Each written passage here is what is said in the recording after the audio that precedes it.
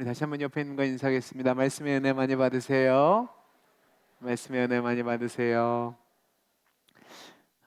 제가 성경은 위인전이 아니라고 말씀을 드렸습니다. 성경은 하나님의 말씀으로 하나님이 우리에게 누구신지에 대해서 알려주는 책이죠.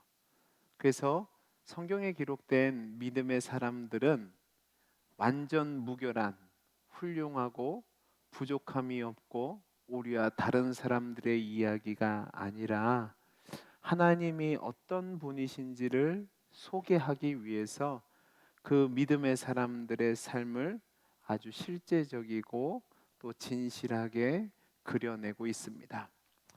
그렇게 하시는 이유는 결국 그 성경의 인물들을 통해서 우리 각 사람의 사람됨과 마음을 드러내 보이시는 거죠. 여러분, 저와 여러분은 예수를 구주로 믿는 하나님의 사람들입니다. 아멘이시죠? 성경 진짜 그러시기에요? 아멘이시죠? 네. 그 얘기가 돼야지 다음 얘기가 돼요. 우리는 예수를 믿는 사람으로서 성경 말씀에 따르면 그리스도 안에 새로운 피조물이 된 존재들입니다. 성도라고 말하죠. 우리는 예수 안에서 이제 죄와 사망에서 자유한 자로, 또 예수님의 모습을 닮은 자로 살아갑니다. 근데 진짜로 그렇게 살아가고 계세요? 아멘을 해야 돼요, 그죠? 근데 아멘이 안 돼요. 무지한 존재로, 완벽한 존재로 살아가지 못하고 동시에 우리 안에 죄악된 본성이 있어서 넘어지기도 하고 실패하기도 하죠. 분명히 하나님의 백성이 되었기 때문에 삶의 많은 부분에서 신앙의 경륜이 쌓여가고 또 예수님을 알아가면 알아갈수록 하나님을 기쁘시게 하는 모습들, 그러니까 어렵고 힘든 중에서도 하나님을 사랑하고 또 감사하고 믿음으로 충성된 삶의 모습을 살아내기도 합니다. 분명히 하나님이 기뻐하시는 삶이죠. 그러나 아직도 내 안에 옛사람이 살아있기 때문에, 활동하기 때문에 하나님 은혜가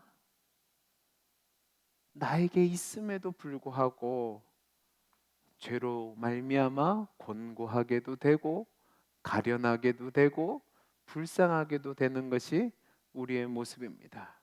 그래서 저와 여러분이 거듭난 피조물이요 하나님의 백성으로 이 세상을 살아간다고 했을 때 우리는 하나님의 백성이라는 새로운 우리의 정체성과 또 죄악의 지배 속에서 살아가는 존재, 그래서 양극단에 치우치는 것이 아니라 우리가 그 안에서 벗어나지 않고 하나님 뜻대로 살아가기 위해 애써야 된다는 것을 기억해야 돼요. 그런데 어떤 분들은 염세적이고 부정적인 측면만을 강조하는 사람들이 있습니다. 그러니까 어두운 부분에만 집착하죠. 그래서 이분들은 늘 말만 하면 나는 죄인이다. 나는 늘 부족한 사람이다. 우리는 죄를 지을 수밖에 없는 여지없는 죄인이란 얘기를 하면서 늘 신음하고 슬퍼하고 인상 짓는 것이 마치 고상하고 높은 영적인 차원의 징표라고 생각하는 사람들이 있습니다. 그러니까 이런 사람들은 늘 자신은 여지없는 죄인, 늘 죽을 수밖에 없는 죄인이라고 말해요. 늘 슬퍼하고 회개하고 어두컴컴한 얼굴들을 하며 살아갑니다. 여러분의 얼굴을 보면 그런 면이 많은 것 같아요. 왜 인상 쓰고 계시냐니까요. 근데 반면에 또 어떤 사람들은 지나치게 낙관적인 사람들이 있어요. 이 뭐냐면 자신은 하나님의 백성이라는 거예요. 그래서 늘 그 신분에 속한 특권과 축복만 생각하고 내 실제 상태와 실제 의무에 대해서는 아무런 관심이 없습니다. 그러니까 이들은 교만하고요, 자기 의만을 자랑하고요, 늘 삶의 모습이 경박합니다. 하나님 앞에서 나의 연약함을 인정하고 하나님의 은혜를 구하고 나의 그 비참한 실패 가운데 주시는 하나님의 그 사랑과 자비와 긍휼을 인식하고 살아가야 되는데 전혀 그런 고민이 없습니다. 그냥 지 맘대로 지 생각대로 살아가죠. 제가 왜 이 얘기를 하냐면 저와 여러분이 이 부분에 바른 개념이 세워져 있지 않으면 온전한 신앙의 모습을 갖출 수 없기 때문에 그렇습니다. 여러분, 오늘 우리가 다윗의 모습을 살펴볼 건데 지난주에 이어서 우리는 다윗의 그 실패의 모습, 죄로 말미암아 늪에 빠진 모습을 살펴볼 겁니다. 근데 여러분, 다윗은 훌륭한 사람이에요. 그는 하나님의 기름 부음 받은 사람이고 하나님 마음에 합한 사람이고 그가 사무엘성에 등장한 이래 26장까지 그는 늘 하나님의 사람답게 선하고 의롭고 용맹하고 신실하고 아량 있는 사람의 모습으로, 하나님을 의뢰하는 사람의 모습으로 나왔습니다. 그러나 오늘 우리가 읽은 이제 27장부터 그의 모습을 보면 그는 하나님 없이 자신의 스스로 힘으로 자신의 인생을 개척하려다가 죄의 늪에 빠져서, 실패의 늪에 빠져서 헤어나오지 못하는 철저한 실패자의 모습으로 나옵니다. 만약에 성경이 위인전이었다면 이 내용이 기록되지 않았을 거라고 제가 말씀을 드렸습니다. 그러나 성경 기자가 이러한 실패를 적나라하게 기록한 것은 이것을 통해서 우리도 그 다윗과 같은 연약한 본성이 존재한다는 것을 이야기하고 또 동일하게 그것이 역사하고 있다는 것을 말함으로 말미암아 우리 스스로 겸손하고 우리 스스로 하나님을 의지할 수밖에 없게 만드는 거죠. 그리고 그 실패 가운데서도 우리를 지키시고 인도하시고 하나님이 원하시는 목적으로 끌고 가시는 그 하나님을 소개하기 위해서 이 말씀을 기록한 겁니다. 자, 그러면 이제 오늘 본문으로 돌아와서 다윗이 왜 블레셋 왕 아기스에게 갔을까? 그것은 1절 말씀에 나오는 것처럼 내가 나중에 사울에 붙잡혀서 죽을 수밖에 없겠다라는 그 두려움 때문에 그렇습니다. 제가 말씀드린 것처럼 이 아기스 왕은 블레셋의 5방백에 있는데 그 중에 가드란 곳의 왕이었습니다. 근데 여러분, 다윗이 이런 선택을 한 게 우리는 이해가 안 돼야 돼요. 왜 이해가 안 돼야 되냐면 다윗이 동일한 위기 속에 있을 때에 시편 27편을 보면 이런 말씀을 고백합니다. 1절에서 3절까지 제가 한번 읽어볼 테니까 들어보시기 바랍니다. 여호와는 나의 빛이요 나의 구원이시니 내가 누구를 두려워하리요. 여호와는 내 생명의 능력이시니 내가 누구를 무서워하리요. 악인들이 내 살을 먹으려고 내게 달려왔으나 나의 대적들 나의 원수들인 그들은 실족하여 넘어졌도다. 군대가 나를 대적하여 진칠지라도 내 마음이 두렵지 아니하며 전쟁이 일어나 나를 치려할지라도 나는 여전히 태연하리로다. 여러분, 이게 다윗의 고백이에요. 이런 믿음의 고백을 했던 다윗이 지금 하나님이 그를 그 죽음의 위협에서 건져주시고 계속 높이시는 과정 속에 있는데도 두려워서 죽을까봐 지금 블레셋의 가드의 왕 아기스에게 도피했단 말입니다. 이 믿음의 모습 어디로 갔냐고요. 지금 이 본문에 나오는 다윗은요, 믿음과 확신은 흔적도 없이 사라졌고요, 그냥 연약한 인간 다윗 모습만 보여주고 있습니다.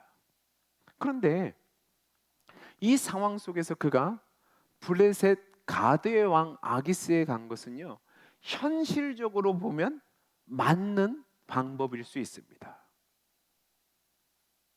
여러분, 이것처럼 절묘한 방법이 없습니다. 그러나 우리가 살펴본 것처럼 이것은 하나님 없는 선택으로 죄악된 불신앙의 선택이었습니다. 그리고 그 불신앙의 선택 때문에 이후에 다윗의 행보를 보면요, 계속해서 온전하지 못하고 실패한 모습을 보입니다.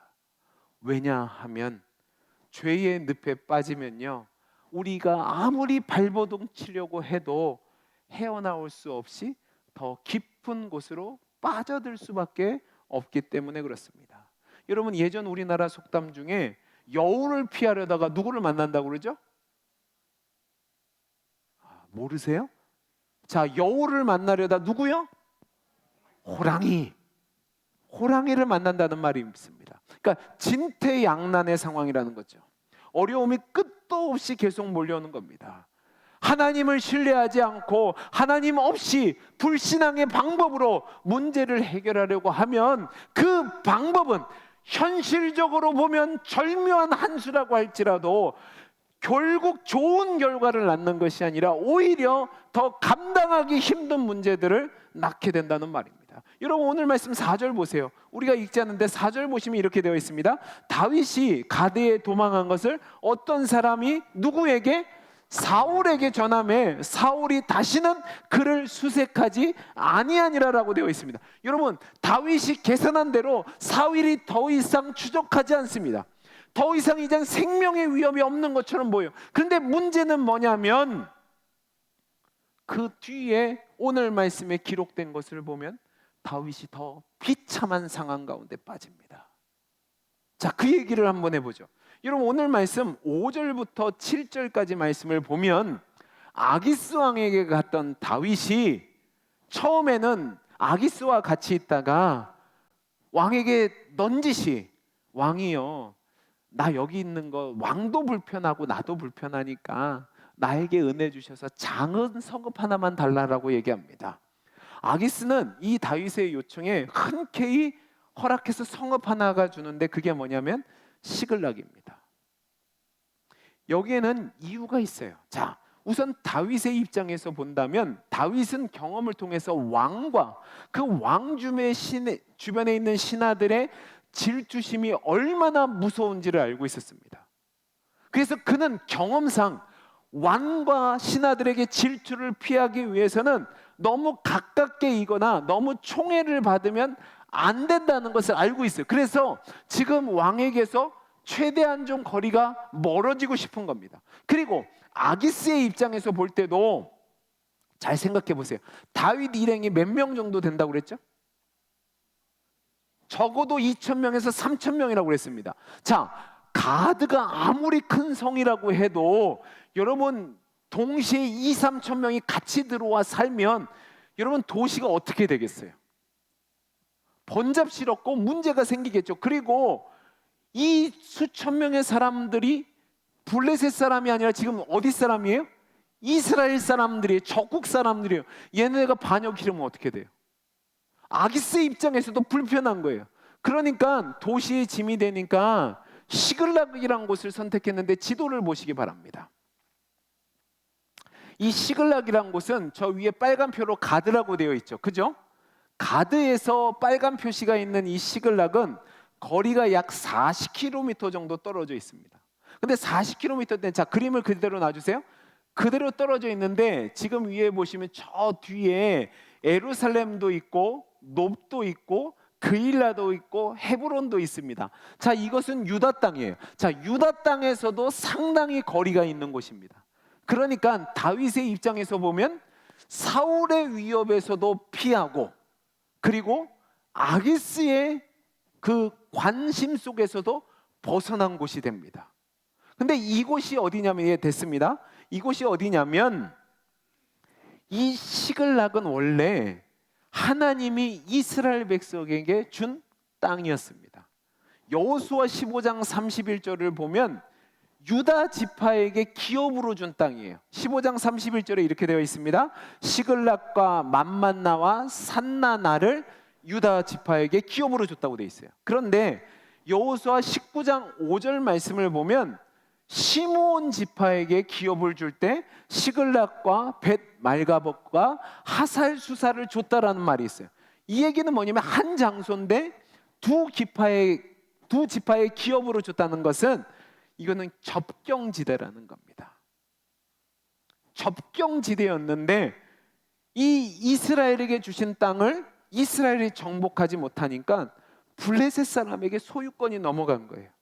그래서 400년 동안 정복하지 못한 땅을 아기스에게 다윗이 얻은 거예요. 그래서 오늘 말씀을 보면 사무엘성 기자가 이 다윗이 시글락을 받은 지 상당한 시점이 흐른 뒤에 이 성경을 기록하는데 뭐라고 했냐면 오늘날까지 시글락이 유다 왕에게 속했다라고 이야기를 한 겁니다. 여러분 어떻게 보면요, 자 보세요, 정복하지 못했던 땅을 되찾았어요. 자, 이런 거 보면 겉으로 보면 업적이에요, 업적이 아니에요? 업적이죠. 자, 이스라엘 백성이 400년 동안 하나님이 주신 걸 못 찾았었다니까요. 블레셋이 갖고 있었던 걸 지금 찾았어요. 어떻게 보면 다윗의 업적일 수 있습니다. 그리고 사울이 지배한 영토에서 멀리 벗어나 있으니까 안전해요. 그리고 가드에서도 멀리 떨어져 있으니까 아기스의 감시를 피할 수 있어요. 그러니까 안전도 하고 먹고 살 문제도 생겨요. 겉으로 보면 성공한 거죠. 그런데 그렇게 호락호락하지가 않습니다. 왜 호락호락하지 않냐고 하면 지금 다윗은 하나님이 기름 부어 세운 하나님의 사람이었습니다.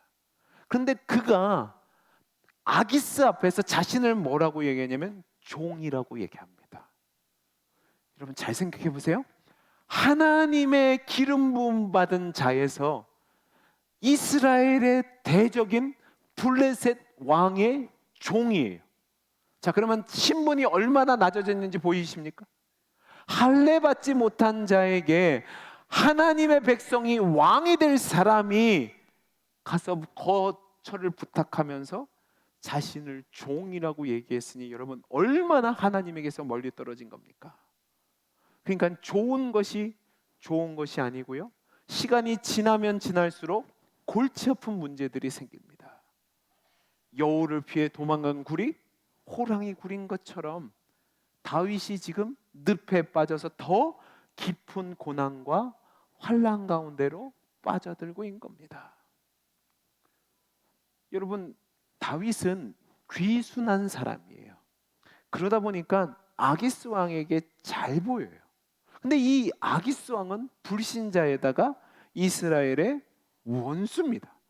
그러면 다윗은 지금 어떻게 되냐면 점점점 하나님 앞에서 죄를 짓게 되는 거예요. 걸려도 된통 걸린 거죠. 그게 바로 오늘 말씀 8절에서 12절입니다. 여러분 오늘 말씀 8절에서 12절을 한 문장으로 요약을 하면 다윗이 아기스의 신임을 얻기 위해서 계속 거짓말했다입니다. 뭐라고요? 계속 뭐를 했다고요? 거짓말했답니다. 다윗은 이 시글락이라는 곳에서 1년 4개월을 보내는데 그곳에서 자신의 잘못된 상황을 타개하기 위해서 나름 새롭게 힘을 내서 작당을 벌입니다. 근데 그 작당을 벌이는 게 뭐냐면 그 주변에 있었던 성읍들을 공격해서 주민들을 몰살시키는 거예요. 그런데 그 성읍들이 어느 땅이냐면 이스라엘의 잠재적인 적이거나 아니면 이전부터 적이었던 민족들의 성읍이었습니다. 다윗은 이것을 통해서 자신이 저지른 악에 대한 보상을 하고 동시에 불안한 마음을 누그러뜨리려 했던 것처럼 보입니다. 다윗의 그 공격을 받은 민족들을 보면 첫 번째가 아말렉 민족입니다. 여러분 아말렉은 이미 사울에게 공격을 받았던 이스라엘의 영원한 원수입니다. 뿐만 아니라 가나안에 거주하고 있었던 유다 지파에 앞으로 해를 끼칠 수 있는 민족들을 하나하나 점령해 나갑니다. 근데 그 민족들이 어디에 있었냐면 유다 지파의 접경 지역에 있었어요. 그러니까 다윗은 이것을 통해서 장차 그 대적들을 물리침으로 유다 지파의 지지를 확보하려고 했던 것처럼 보입니다. 근데 여러분, 그들이 아무리 이스라엘의 대적이라 할지라도, 또 유다 지파에 악한 영향을 끼치는 자들이라 할지라도 그것을 공격한 것이 선한 행동으로 인정받을 수 없는 이유는 뭐냐면, 다윗이 그들을 공격한 시점과 명분이 올바르지 않았기 때문에 그렇습니다. 다윗이 이들을 공격했던 주된 목적은 선한 뜻이 아니라 자신과 자신의 병사들을 위해서, 그러니까 식량과 전리품을 얻기 위한 행동이었고, 다른 말로 얘기하면 노략질이었고, 또 그것을 통해서요 아기스의 신임을 얻기 위해서 그렇게 한 겁니다. 여러분, 여기 보면 다윗이 그들을 쳤을 때 진멸했다라고 나옵니다. 그러니까 사람들은 다 죽였어요. 대신 양과 소와 나귀와 낙타와 의봇은 빼앗아 가지고 돌아옵니다. 그것은 자기가 먹고 살려고 그래요. 동시에 당시 관습을 보면 어떤 족속을 쳐서 그 전리품을 얻게 되면 부하는 왕에게 바쳐서 그 전리품을 나누는 것이 원칙이었습니다. 그러니까 다윗은 이 전리품을 가지고 자기만 갖는 것이 아니라 상당 부분 아기스에게 바쳤겠죠. 그래서 오늘 말씀 10절을 보면 이렇게 되어 있습니다. 아기스가 이르되 너희가 오늘은 누구를 침노하였느냐. 여러분, 오늘은 누구를 침노했냐는 말은 이게 한 번 침노한 거예요, 아니면 여러 번 했다는 거예요? 여러 번 했다는 거죠. 계속해서 다윗이 이 노략짓을 한 거예요. 그 다음 보시기 바랍니다. 다윗이 이르되 유다 네겝과 여무라엘 사람의 네겝과 겐 사람의 네겝이나 하였다. 이 말을 보면 다윗이 유다의 원수들, 이스라엘의 대적들을 친 것이 아니라 유다 지역의 남쪽을 친 것처럼 이야기를 합니다. 분명히 자기는 이스라엘의 대적들을 쳤는데 아기스에게는 환심을 사기 위해서 유다의 남방을 쳤다라고 거짓말을 하는 거예요. 아기스가 진실을 아는 것을 원치 않죠. 그래서 그 사람들을 다 죽인 겁니다.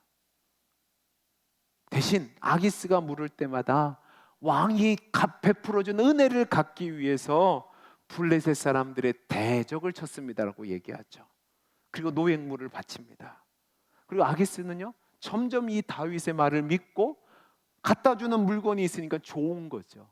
그래서 오늘 말씀 12절을 보면 뭐라고 되어 있냐면 다윗을 향해서 영원히 내 부하가 될 것이라고 얘기합니다. 여러분, 이게 비참한 말이에요. 왜 비참하냐면 이 부하라는 단어가 우리나라 말로 얘기하면 똘만입니다. 자, 보세요. 하나님이 세운 이스라엘의 왕 될 사람이 지금 블레셋의 방백 중에 한 왕의 뭐가 됐다고요? 이 말이 좀 비속어해서 따라하기 싫으세요? 뭐라고요? 똘마니가 됐다고요.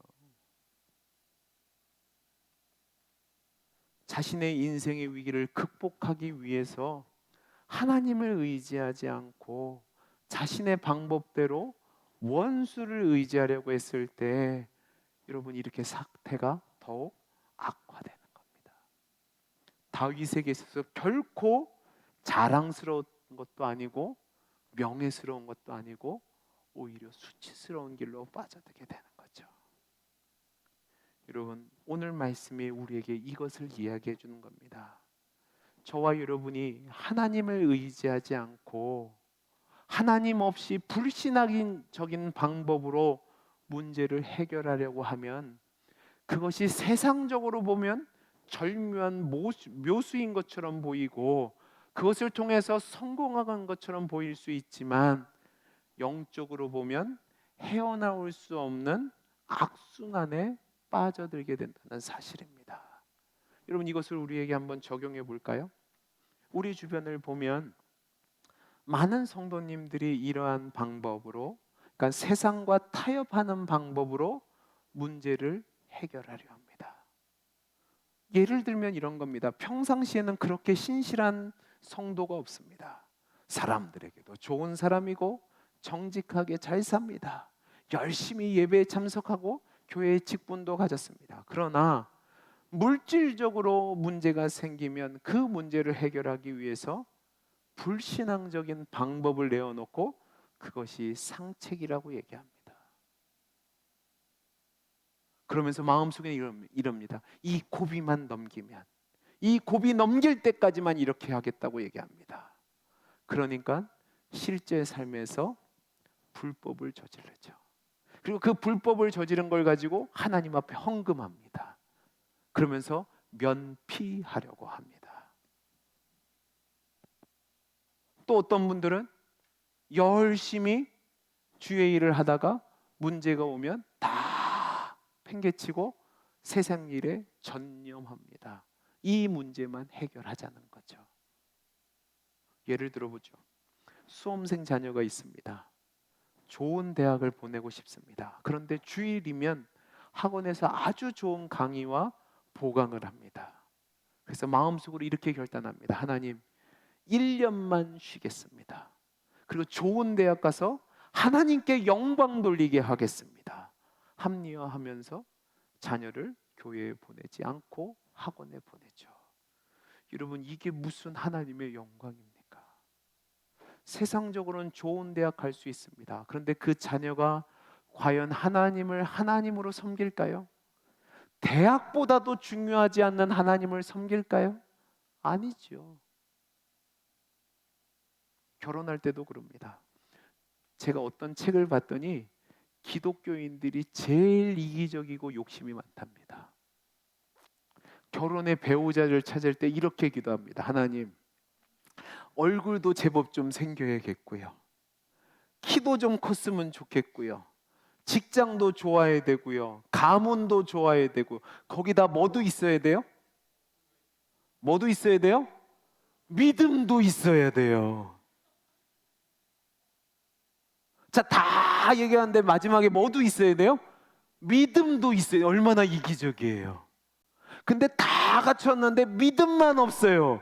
그때는 이렇게 기도하죠. 하나님, 하나님 뜻이라면 제가 가겠습니다. 근데 다 없고 믿음만 있어요. 그럼 어떻게 하죠? 왜 나만 겪는 고난이냐고 그러죠. 여러분 잘 생각하세요.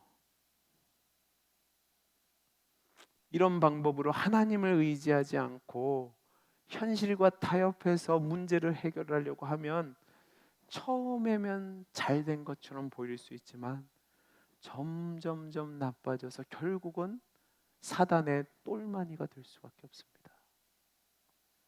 제가 그런 경우 있습니다. 다른 사람 얘기하면 그렇고 제 얘기를 할게요. 제가 몇 번 말씀드렸지만 제가 전투적으로 사역을 했습니다.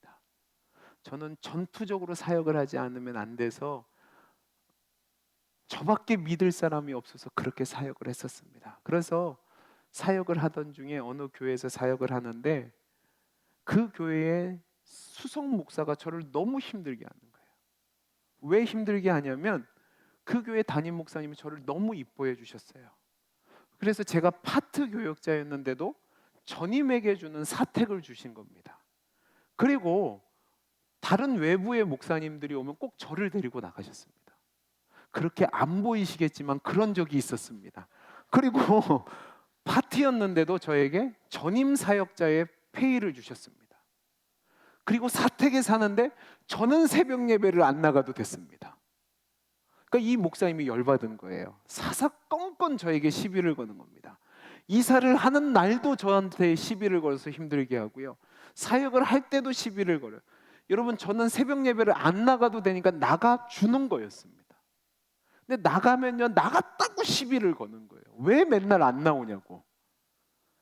여러분, 제가 그때 성격이 안 좋았어요. 지금도 안 좋지만 그때는 더 안 좋았거든요. 그러니까 이 꼴을 못 보겠는 겁니다.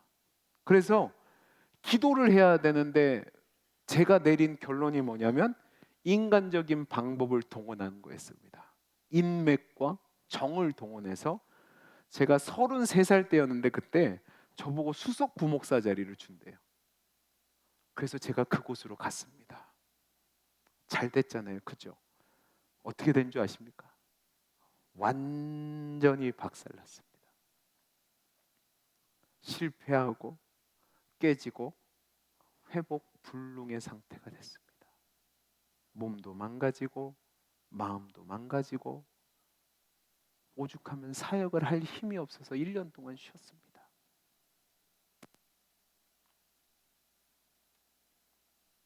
우리가 하나님 없이 불신앙의 방법으로 문제를 해결하려고 하면 이런 일들이 일어날 수밖에 없는 겁니다. 제 얘기를 들으시는 분들 중에 어떤 분들은 아닌데요, 오히려 인간적으로 하니까 더 성공한 것처럼 보이던데요 라고 하시는 분들이 있을 수 있는데, 여러분 우리가 기억해야 될 것은 어떤 행위의 옳고 그름은 세상의 성공의 여부가 기준이 아니라 하나님의 뜻이 기준이라는 사실을 기억하시기 바랍니다. 여러분 세상적으로 보면 지금 다윗은 성공적인 방향으로 나아가고 있는 게 맞습니다. 많은 그리스도인들이 어떤 행위를 함에 있어서 성경적이지 않고 하나님 뜻이 기준이 아니라 세상적인 결과에만 집중해서 결과가 좋으면 문제가 되지 않는 것처럼 말하는 사람들이 있습니다. 불법으로 모든 일을 해놓고 어떤 일들의 결과가 좋으면 하나님이 하셨습니다, 하나님 은혜로 했습니다라고 말하는 것을 전혀 꺼리낌 없이 이야기합니다. 교회 안에서도 마찬가지입니다. 목사들이 인간적인 방법, 세상적인 방법을 동원해서 성도들을 이용하고 교회의 힘을 이용해서 교회를 키워놉니다. 그래놓고 다 하나님이 하셨답니다. 그래놓고 하는 얘기가 뭐냐면 교회가 커졌으니까 다 옳은 거라고 얘기하는 거죠. 그리고 하나님이 주신 축복이라고 말합니다. 여러분 이것은 착각입니다. 성도는 하나님을 의지하고 하나님과 함께 하나님의 방법대로 살아가는 것이 진정한 성공이고 평안이고 쉼이란 사실을 기억하시기 바랍니다.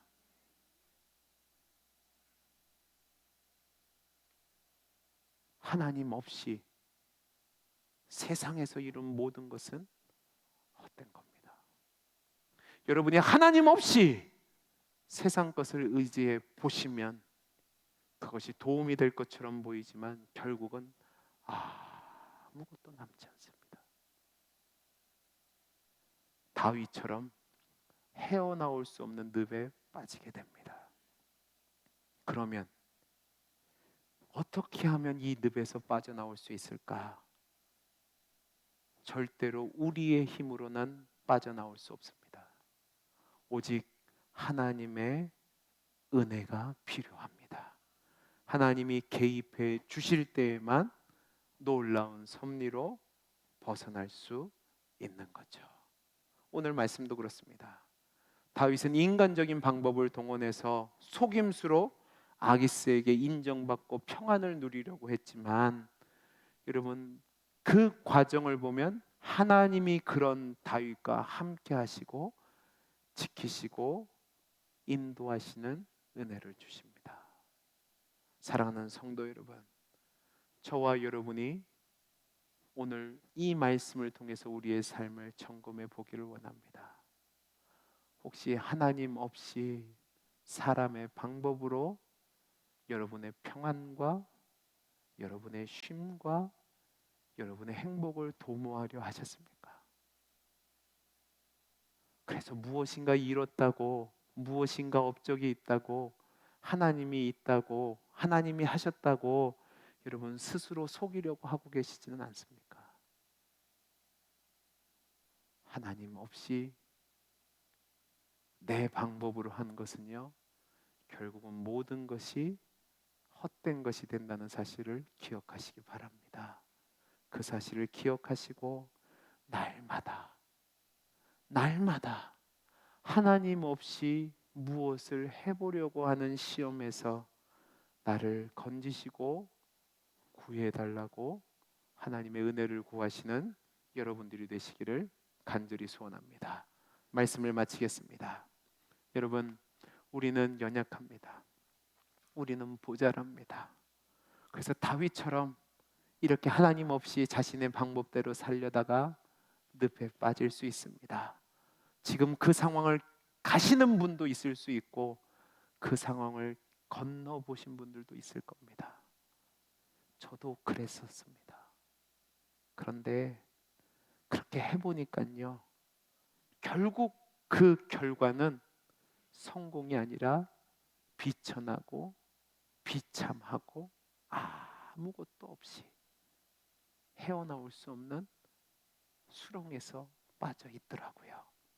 그게 우리의 인생입니다. 그러나 우리가 기억할 것은 하나님이 우리 하나님이라는 사실입니다. 하나님은 하나님이 택한 자를 절대로 포기하지 않으십니다. 하나님은 그런 상황에서도 변함없이 우리를 지키시고 인도하시고 선한 목적지로 끌고 가실 겁니다.